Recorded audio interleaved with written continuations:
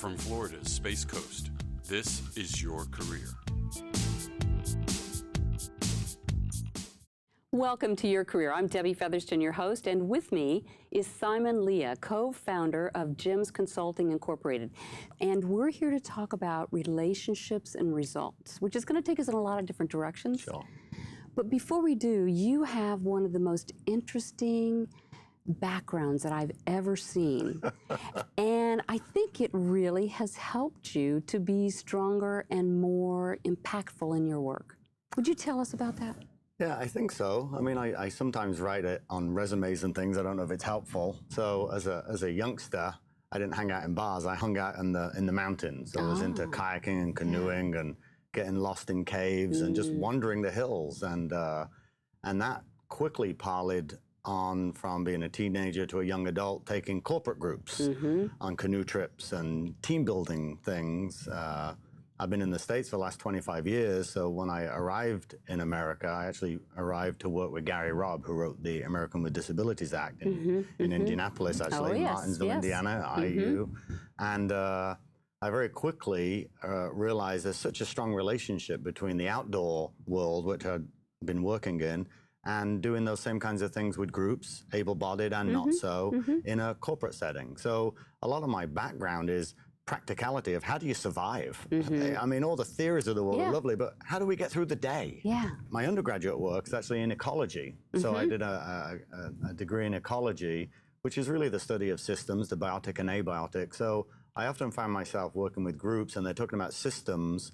And in my mind, for somehow or other, it just connected that, of course, everything's a system and people are part of that system. And unless you look at how the system's working, if it's healthy or not healthy, doing just training isn't likely to fix what's hurting us. Does that make sense? Yeah, absolutely. And I think to me that is the foundation of your success, because I think you're more analytical.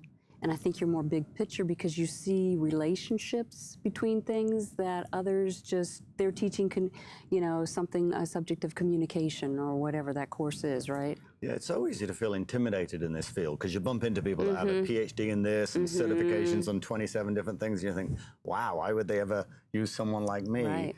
And then you get in the room, and I don't mean to put anyone down, but they almost hide behind these credentials. They hide behind this education or technique.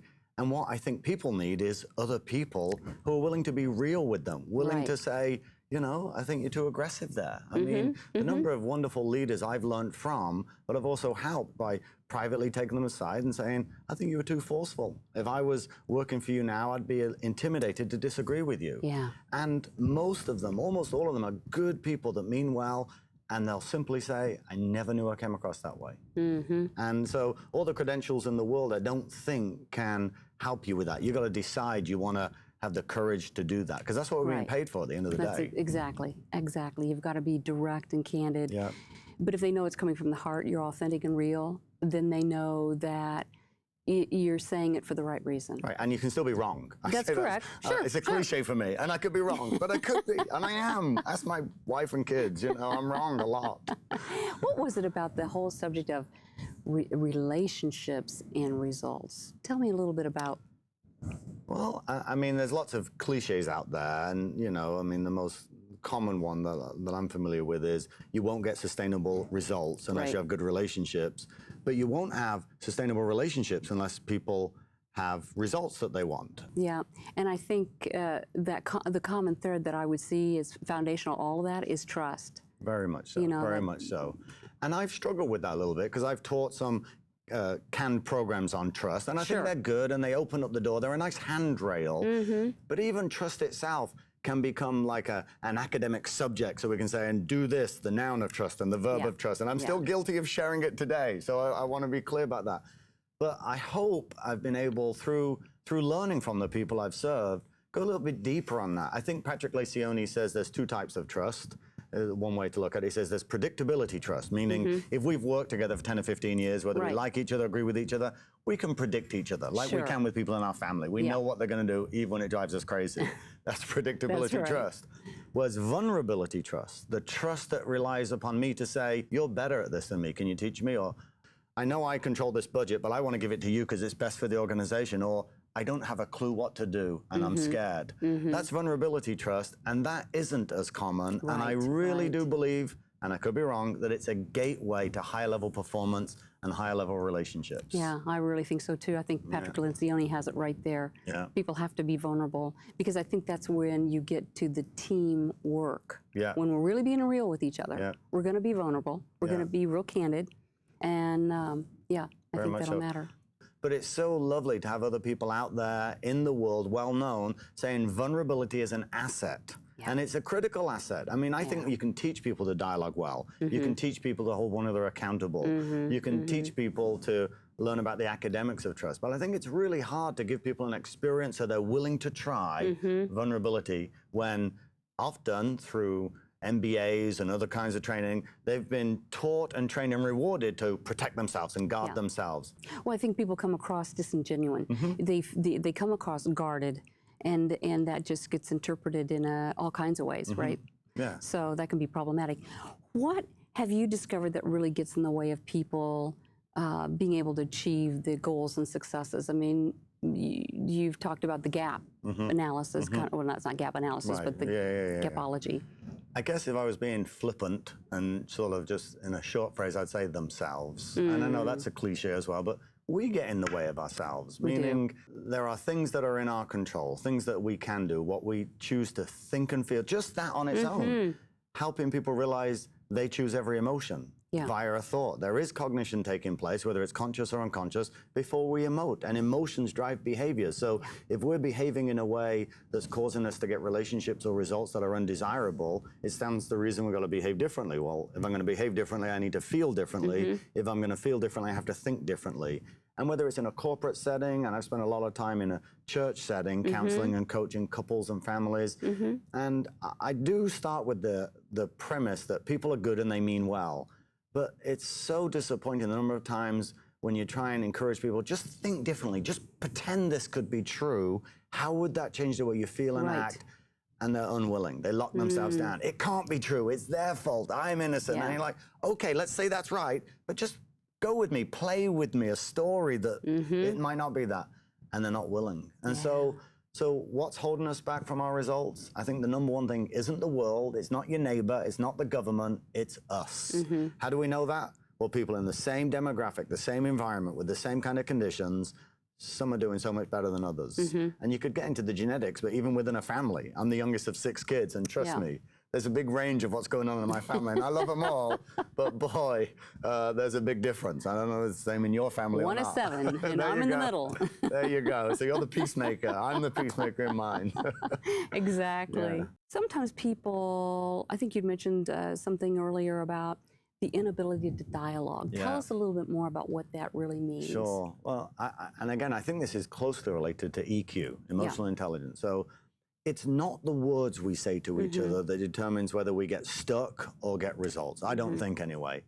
It's, I think, why you think I'm saying them. So your guess at my intent determines whether the door opens and we can share with each other, disagree, wrestle, like you can naturally with some people. There are some people in your life, we can duke it out, and it's actually fun. And there's other people, you would just see them and they'd say good morning and you go, like nails down a chalkboard, you know? I do. And that's nothing to do with what they said. It's our perception of their intent. So good dialogue isn't about using fancy terminologies or complicated techniques. It's about ensuring your intent is unmistakable, which is a tricky thing here. If your intent is to harm them or undermine them or to compete with them or put them in their place, it's right that they would feel defensive. It's right that their door of dialogue would close and they'd want to get away from us or get even with us. And I'm guilty of that at times. I'm guilty of that with the people I love and the people I've worked with. At times I feel weak and insecure, and so I sort of close down. And it's only afterwards I realize, why did I do that? If, on the other hand, and I think this is the big majority of times, we don't have bad intent. We mean well. We want to serve, we want to learn, we're curious, but somehow or other our insecurity causes us to convey a message non-verbally, you know, 200 milliseconds, our body's already transmitted everything we think. Mac Fulfer's work on this is fabulous, you know. And so people then symbolize back, they non-verbally project back that they've seen our indication that we're defensive, so now they are. We see theirs and we think they're the problem. And you see how this downward, it's like we're on Dancing with the Stars and we don't need any music. And this is going on millions of times a second. So dialogue for me is a function of being aware of my intent and doing my very best to help the other person see that I have good intent. Here's the kicker. When people behave in a way that I don't like, they're either shutting down or they're lighting up and they're fighting me. Do I have the wherewithal in the moment to think, I wonder what my role is? I wonder what I've said or done or not said or done that could have contributed to do this. And on my best days, I'm really good at it. And I wish they were all best. All I can say is I'm better than I was. And I want to keep getting better. Especially in the relationships that matter most. Absolutely. Does that resonate with you? That really does, because and actually what takes me way back is when I was a kid, my dad, when I would come to him with an issue, whether I was complaining about a sibling or my spouse or something, and he'd say, and what was your role in this? Excellent. Whoa, wake up. So, I mean, he was just holding me accountable and making me aware that I played a role in this somehow, and I needed to really become aware of what that role was. That's lovely. I wish more parents would do that. Yeah, I was very lucky. Very lucky to have a great dad like this. That's excellent. So how do we help people become aware of their own behavior and those vibes that they're putting out? I mean, because those are the blocks. It's a great question. Over the last few years, and I never set out to do this, but I've been invited to coach senior leaders of lots of large companies, all the ones that you would know around Florida and around the country and sometimes abroad. And when they'll invite me in, I'll always want to have a meet and greet with the leader and with the person they want me to coach to make sure there's a good rapport. And if they feel uncomfortable, they shouldn't use me, because that's going to be so much harder to break down those barriers. But the very first thing we talk about is, what result are you currently not getting? Or what's about to happen that's undesirable that you want to change? Because if there's nothing we can move towards to measure we've moved the needle, I'm not sure how we can say it's successful. I mean, I think it's valuable to spend time with people, to be a mirror, to reflect back what's going on. But how do you demonstrate value? So the first thing I'll do is try and, with their help, obviously, determine what's the outcome we're trying to change here in your life. Is it a relationship issue? Is it a financial issue? Is it you blow up? And I've had a few leaders that spank on tables when they get mad, and you call them on it, and then they're grateful that when people call them on it. But then is the key is you back up from this outcome and say, what behavior needs to be addressed? So we have a result, but the result is different from the behavior. So the question now is, what behavior here would make the biggest impact on the result? And then we start working on that behavior. You'd think that's the hard part, but that's the easy part. The hard part now is realizing behaviors are driven by so many sources of influence: individual, social, and structural, impact, motivation, and ability. And there's lots of work on this. Phil Zimbardo in the 60s with the prisoner experiment, Albert Bandura and his work on efficacy. Lots of training corporations around the country have used this. But we want to identify what's encouraging or discouraging, enabling or disabling this behavior. And then that becomes the job of a detective. And together, it's actually quite a fun search to realize that sometimes I'm acting in such a way because I just didn't put a little reminder. Or I'm acting in this way just because I'm rushed.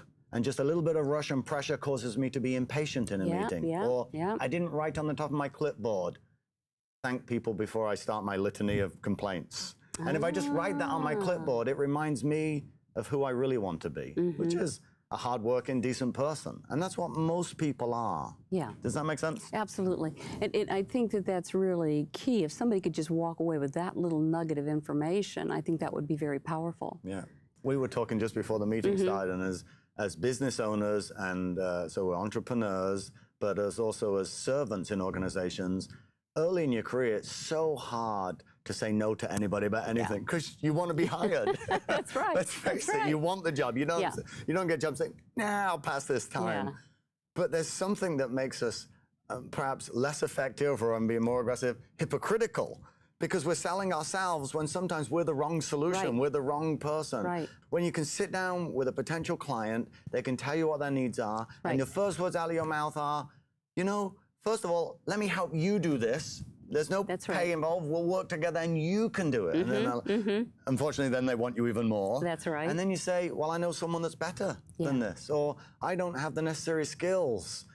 And then sometimes they still want you, but you can then be on the table completely transparent about, I'll do my very best. And they already know you will by that point, because you're not trying to get business for the sake of business. But it's so relieving to be able to be transparent and vulnerable, not just with the people you love, but the people you serve. That's right. That's right. It's almost like I wish there was vulnerability pixie dust that you could give to everyone, so people wouldn't have to hide behind a facade or a mask, because all of us are imperfect.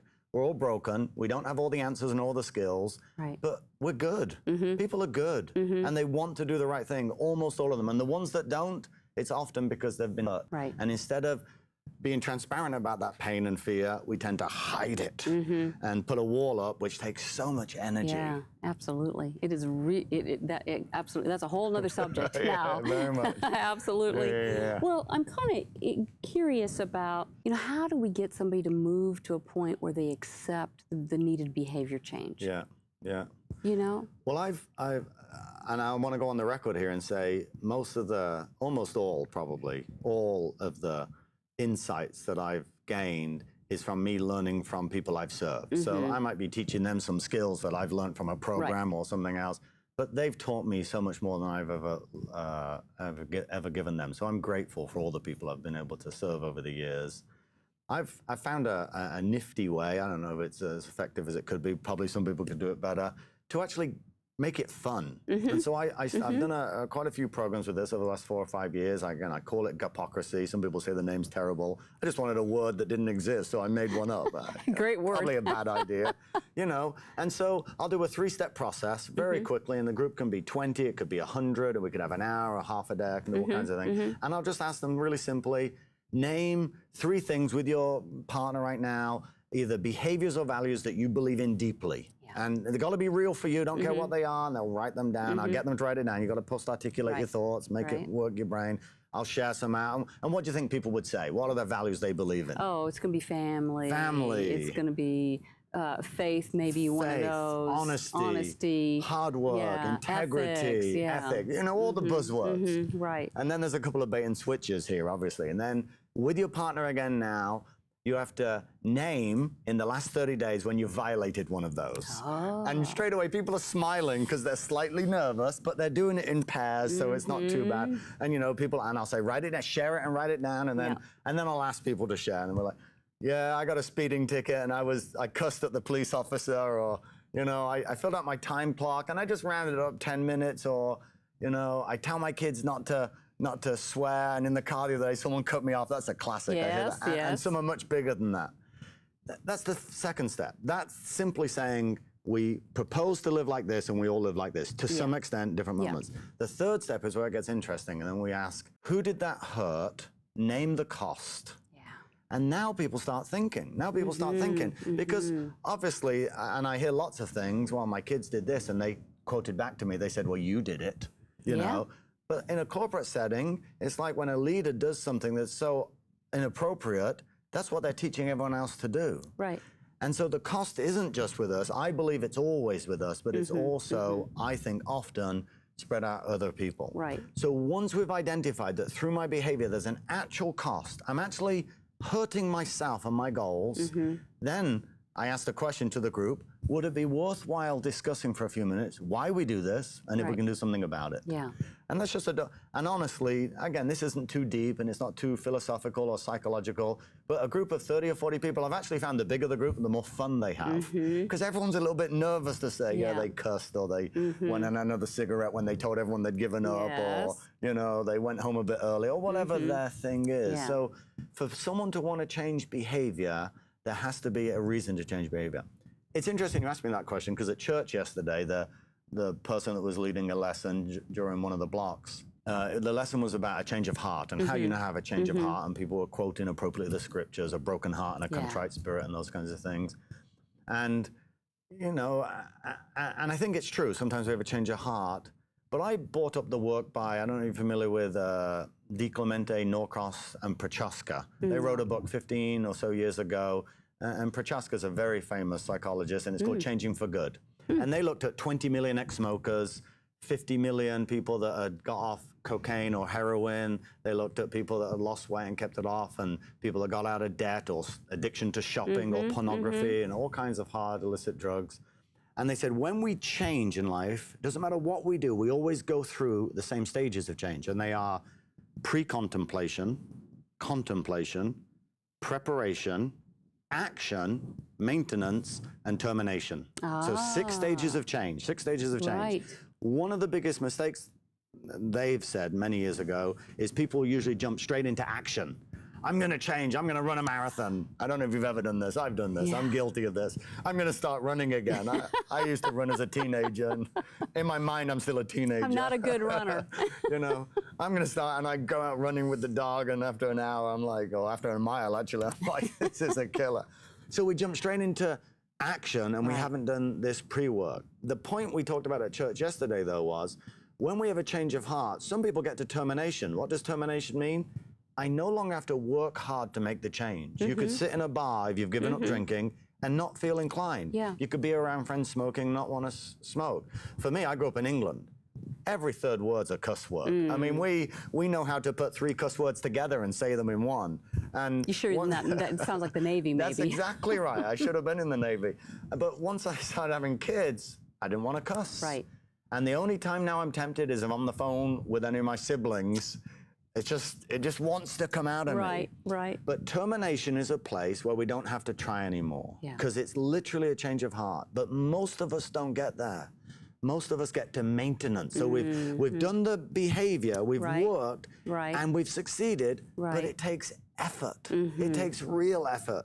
And yesterday at church, everyone was saying about a change of heart and how wonderful this is. And I said, I just want to take my hat off to those people in maintenance, whether it's reading your scriptures or exercising or being decent with your spouse or paying attention to your kids or challenging your boss. One of the biggest things in the work environment is disagreeing with your boss. That will bless them and bless the company. But most people think, oh, I just got to nod my head and privately in the corridor disagree. That's hurting companies. Yeah. So those people who aren't naturally in this place of this new behavior because they're stuck in maintenance, but they have the courage to keep it going, I want to take my hat off to them. And I'm suggesting that if you get to the sources of what drives behavior, you can make that a lot easier. Yeah, that makes a lot of sense. Yeah. Go over those 6 stages one more time. So pre-contemplation. I'm not even thinking about exercising. Right. That's most of us. I mean, think about it. Right. Contemplation.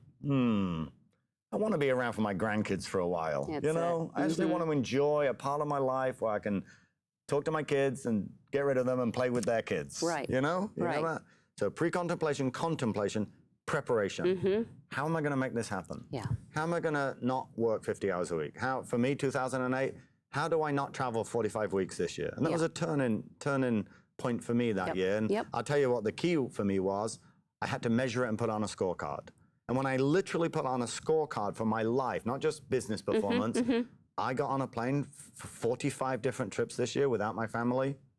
That's in 2008. That's when I said, I got to measure that. And it really helped that I measured it. So pre-contemplation, contemplation, preparation, that's the key one. This is where on January the 1st, people say, don't tell people your New Year's resolutions, and it's against all the science in the world. It's the wrong thing. Tell everybody. Get the help. We'll meet at 5 o'clock in the morning to go for our walk. You're not allowed to call off. We'll stay here till we die unless you show up. You're going to be there. You're going to be That's preparation. That's it. Action. So we then take action. We do something.